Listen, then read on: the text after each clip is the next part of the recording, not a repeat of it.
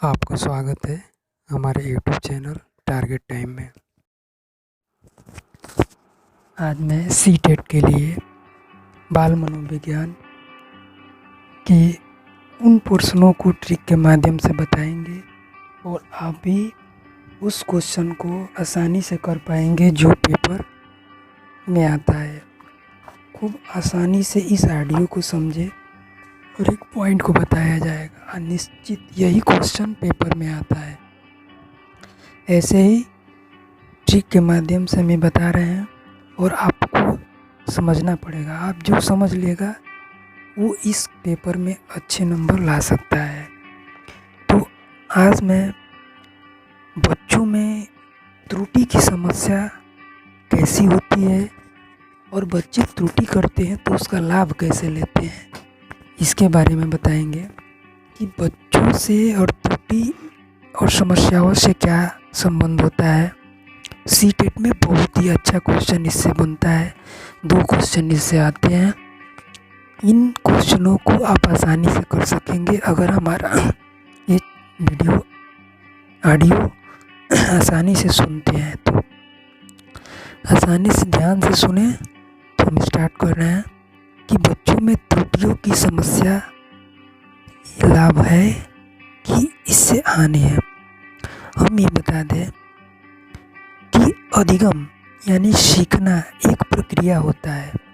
तो बच्चे कहीं भी आसानी से वो सीख सकते हैं जो बात बताया जाता है, लेकिन सीखते समय यदि बच्चा त्रुटि कर रहा है तो क्या वो सीखेगा?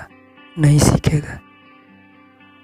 लेकिन अगर वो त्रुटि बार बार करे तो कहीं ना कहीं उस पॉइंट तक वो पहुंच जाता है कि ये सही है और ये गलत है।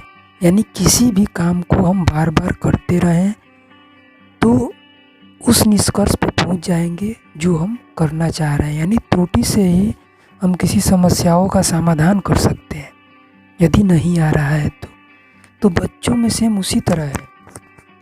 अधिगम प्रक्रिया को त्रुटि रहित बनाने के लिए यांत्रिक अभ्यास की आवश्यकता होती है।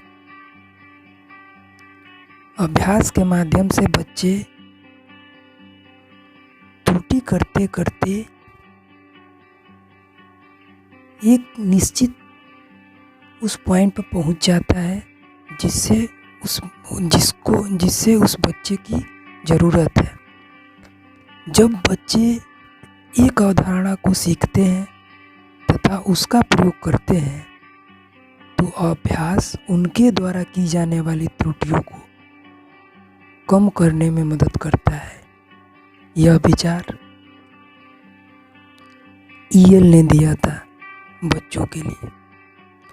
दूसरा पॉइंट एक नोट करेंगे, बच्चों की त्रुटियों के बारे में सत्य है ऐसे क्वेश्चन पूछा जाता है कि बच्चों की त्रुटियों के बारे में सत्य है। तो बच्चों की जो त्रुटियां होती है उनके सीखने की प्रक्रिया का अंग हो जाते हैं। जैसे हम आपको शुरू में बताए, यानी त्रुटि ही बच्चे को सिखाने का कार्य करता है अगर वो बार बार करे तब।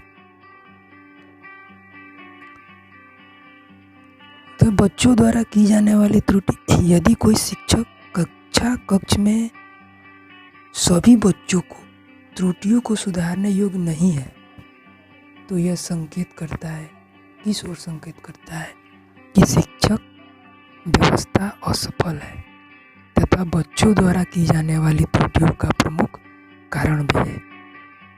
यानी शिक्षण व्यवस्था असफल है। बच्चों की त्रुटियां किस ओर संकेत करती है ऐसे क्वेश्चन पूछा जाता है।